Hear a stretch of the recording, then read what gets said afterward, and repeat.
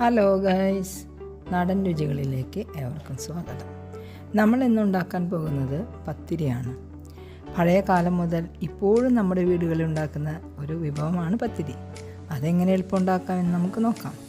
അതിനായി നമുക്ക് വേണ്ടത് 2 ബൗൾ അരിപ്പൊടി, നാളികേരം ചിരകിയത്, ചെറുള്ളി അരിഞ്ഞത്, നല്ല ജീരകം. ആദ്യം അരിപ്പൊടി ഒരു പാത്രത്തിലെടുത്ത് ആവശ്യത്തിന് ഉപ്പും ചേർത്ത് അതിലേക്ക് 1.5 കപ്പ് നമ്മൾ തിളപ്പിച്ച വെള്ളം ഒഴിക്കുക.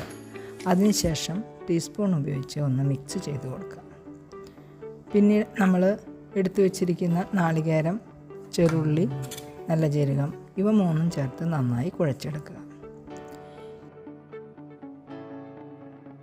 ഈ കുഴച്ചെടുത്ത മാവ് ചെറിയ ഉരുളകളാക്കി ഒരു വാഴയിലയിൽ വെച്ച് പരത്തിയെടുക്കുക.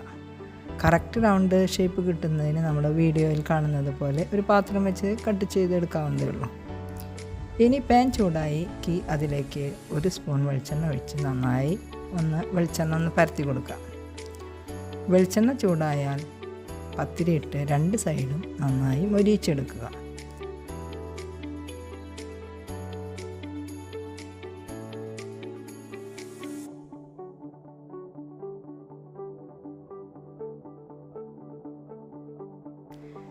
നമ്മുടെ നാടൻ പത്തിരി റെഡിയായിട്ടുണ്ട്.